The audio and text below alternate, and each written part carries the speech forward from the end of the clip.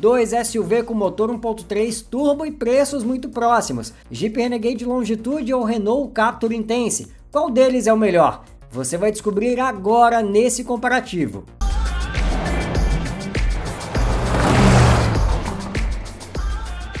Se você gosta de comparativos, já deixa um like aqui embaixo. Quer ver outros vídeos como esse aqui? Vem fazer parte da nossa comunidade. É só clicar no botão aqui embaixo e ativar o sininho das notificações. Bom, vamos falar sobre algumas questões de dirigibilidade aqui no Renegade. A direção elétrica é muito bem calibrada, eu gosto bastante desse acerto, né? Esse peso progressivo vai pesando conforme você vai aumentando a velocidade, e com o carro parado em baixas velocidades é extremamente leve. E aqui no volante, aliás, eu tenho algumas outras questões, como por exemplo as borboletas para passar as marchas. O volante, aliás, tem regulagem de altura e também de profundidade. Realmente um diferencial que vai te ajudar a achar a melhor posição para dirigir aqui no interior do SUV. Fica uma observação em relação à questão de visibilidade. Você tem colunas dianteiras bem largas, embora você tenha essa janelinha aqui para dar uma compensada, mas lá na traseira é que o bicho pega mesmo, porque a janela ela é bem curtinha, uma característica dos SUVs, dos carros que a gente tem no mercado atualmente. E um ponto que ajuda o motorista é, por exemplo, a câmera de ré, poderia ter uma resolução melhor, e também os sensores de estacionamento. Outra coisa que merece destaque é o conjunto óptico. Os faróis em LED iluminam muito bem e, além do mais, são muito bonitos também, né? Nas ruas mais escuras à noite, olha, você consegue enxergar tudo com muita clareza. E o conjunto óptico, aliás, é bonito tanto na dianteira quanto na traseira, todo em LED. Ele também tem um sistema de manutenção de faixa, que é aquele sistema que dá uma puxadinha no volante quando você está dirigindo, e se você se distrair, acabar indo em direção à faixa do lado. Outro sistema eletrônico que ele tem é a frenagem autônoma de emergência. Dirigindo o SUV da Renault também é possível notar várias boas qualidades, como por exemplo a direção elétrica. Ela é leve em baixas velocidades e tem o peso certo nas mais altas. O modelo também tem câmera de ré e sensores de estacionamento que ajudam na hora das manobras. O volante ele é forrado em couro, um volante bonito com várias funções. Aqui eu consigo controlar computador de bordo e também cruise control e limitador de velocidade. Inclusive eu consigo regulá-lo em altura e também em profundidade, o que me ajuda a encontrar a posição de dirigir mais confortável. Outra coisa também que eu notei aqui foi aquela função um toque na seta. Ela pisca apenas 3 vezes, e eu falo isso em várias avaliações aqui, praticamente todas as avaliações eu falo. Para mim o ideal 5 vezes, mas esse ponto de observação aí no Renault Captur. Os faróis têm lâmpadas halógenas, mas o neblina é em LED, uma atenção para combinar com as luzes diurnas. Se fosse tudo em LED, a iluminação que é boa ficaria ainda melhor. O que chamou atenção foram os freios traseiros a tambor. Poderiam ser a disco como na dianteira, ajudariam a parar melhor o Captur com seus 1.376 kg. A suspensão é voltada bem mais para o conforto, filtra bem as irregularidades, mas inclina em curvas feitas com uma velocidade um pouquinho maior. Por aqui quem ganha é o Renegade, 1-0. Aqui no interior do Renegade, que a gente consegue ver é realmente um acabamento muito bem cuidado, material macio ao toque na parte superior e também nas portas, tudo muito bem encaixado. Os materiais realmente de muito boa qualidade. O volante com acabamento em couro e costuras aqui dá um aspecto bem legal para o interior realmente do carro. Um cuidado que a Jeep teve em relação ao acabamento, que aliás é uma das marcas do Renegade desde o lançamento dele. E uma das coisas legais do Renegade é a quantidade de porta-trecos. Aqui tem um na frente da alavanca de câmbio, 2 porta-copas e um porta-trecos mais estreito aqui. E aqui embaixo desse descansa-braço tem mais um porta-treco também, que eu ainda posso chegar para frente aqui para colocar o meu braço. Tem os porta-trecos aqui nos painéis de portas. Realmente a Jeep cuidou muito bem desses detalhes, faz uma diferença danada. O porta-luvas dele bastante espaçoso e olha, a tampa não desce caindo, ela desce de forma gradativa. um pezinho certo aqui, a tampa bem encaixada, realmente. Os bancos são muito bem acabados, com esse couro aqui de muito bom gosto, costuras em branco, confortáveis realmente, e as peças aqui no painel são muito bem encaixadas. Bom, aqui no interior do Captur, duas coisas que a gente nota logo de cara são os bancos em couro, que aliás tem um acabamento realmente muito bom. O couro utilizado aqui é de boa qualidade, também tem boas costuras, né, que dão um toque especial ao visual dos bancos. São dois tipos de couro, um mais tradicional e outro com aspecto mais furadinho, principalmente aqui nas laterais do encosto e também do assento. Outra coisa que me chamou a atenção, mas eu achei super bacana, foi a questão dessa parte superior do acabamento. As colunas e o teto tem o tom em preto, um tom escurecido que para mim eu gosto bastante. Mas particularmente o que mais me incomoda aqui é a quantidade de plásticos espalhados aqui. A gente tem plástico nessa parte superior do painel, né? Por mais que essa parte aqui tenha um material emborrachado, o que predomina de fato é plástico aqui dentro. Isso tanto nas portas quanto aqui no painel. O centro do painel, aliás, tem um black piano aqui, um acabamento até bonito, mas ele junta muita poeira e também é muito fácil de arranhar.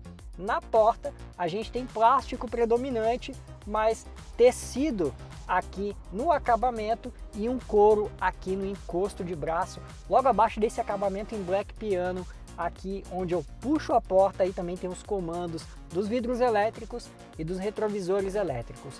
Os encaixes poderiam ser melhores e a Renault poderia ter caprichado mais por aqui. O Jeep amplia a vantagem, 2-0. Em termos de conforto, bom, esse carro aqui realmente dá um show. Os bancos são muito confortáveis, seguram bem os passageiros. A suspensão ela é voltada nitidamente mais para o conforto, porque ela filtra bem as irregularidades do solo. Em algumas situações o carro acaba realmente inclinando mais.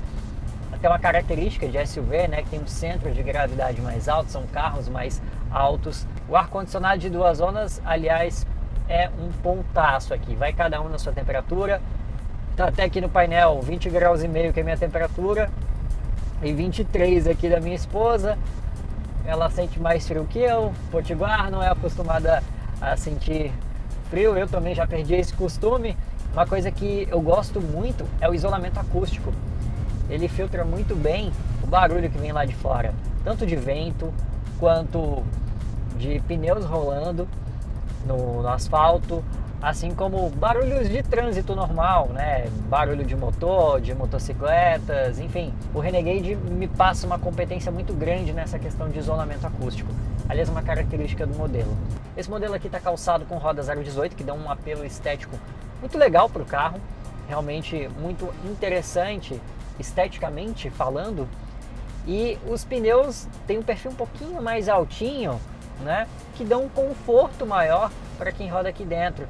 Eles filtram bem as irregularidades, né? Agora, em relação ao conforto, eu analiso duas coisas, dois extremos, uma com um ponto positivo e outra como um ponto negativo. Como ponto positivo, a gente começa falando do isolamento acústico, que realmente é bastante eficiente, né? Deixa bastante confortável aqui, isola bastante a questão do barulho do vento, dos outros carros também, do trânsito em geral. Agora, como ponto negativo, tá aqui o ar-condicionado. Ele tem a função automática, mas eu achei que ele demorou bastante para gelar a cabine. Então eu acreditei que a eficiência do ar-condicionado seria melhor. Os bancos também são muito confortáveis, tanto os dianteiros quanto o traseiro. A suspensão, como a gente falou antes, ajuda bastante priorizando o conforto. Mais um ponto para o Renegade, 3-0. Bom, chegando aqui atrás, o banco dianteiro ele foi ajustado para mim. E eu tenho aqui 5 dedos do meu joelho até o banco dianteiro. Essa distância é exatamente a mesma das minhas canelas. O terceiro ocupante vai exigir um certo malabarismo aqui para passar o pé. Você vai precisar dobrar o pé e ainda vai ficar com os joelhos bastante flexionados. O ideal mesmo seria puxar aqui as pernas para os lados e acabar disputando o espaço com quem vai do lado. Bom, e esse espaço interno que você acabou de ver aí é por conta do entre-eixos de 2,67 m aqui do Renault Captur. O entre-eixos, o centro dessa roda até o centro dessa roda dianteira aqui. Então tudo que está aqui entre esses 2,67 m é aproveitado aqui no interior para dar o espaço que você acabou de ver aí na avaliação.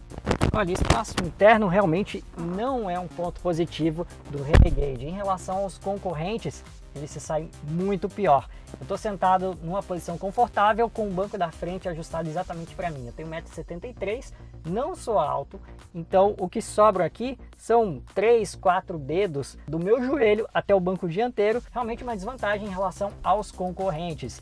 É ruim? Não dá para chamar de ruim.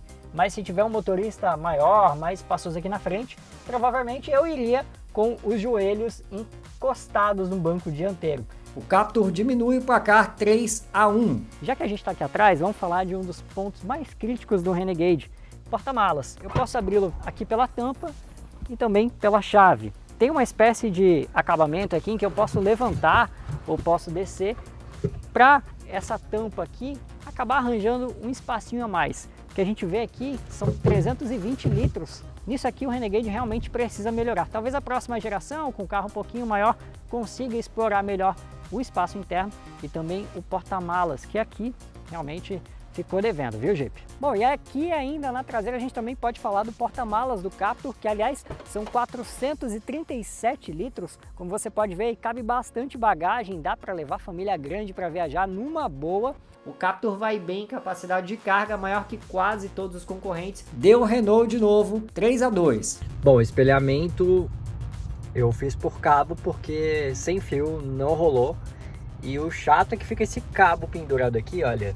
Realmente fica nada prático se você tiver um cabo curto, como esse aqui que eu uso no iPhone. Então acaba ficando o celular pendurado aqui do jeito que ficou. Realmente não é uma boa, mas pelo menos aqui reproduz de uma forma bastante rápida. Faltou espelhamento sem fio e também um carregador por indução. Os controles da central multimídia continuam em uma haste atrás do volante. Nessa versão, ele tem uma central multimídia, tela de 8,4 polegadas, tem espelhamento para Android Auto e Apple CarPlay sem fio, realmente um pontaço, e além de tudo, tem o carregador sem fio, duas entradas USB, uma USB tipo C e uma USB aqui, tomadinha 12 volts, então realmente ele vai muito bem em conectividade. O Jeep ganha mais uma por aqui, 4-2. Eu vou te mostrar o principal trunfo desse carro, que está aqui, ó, debaixo do capô. Eu estou falando do motor 1.3 TCE, motor 1.3 turbo, 170 cavalos rodando no etanol e 162 na gasolina, e para os dois combustíveis o torque é de 27,5 kgfm, números muito bons e também muito parecidos com os do motor 1.3 Firefly.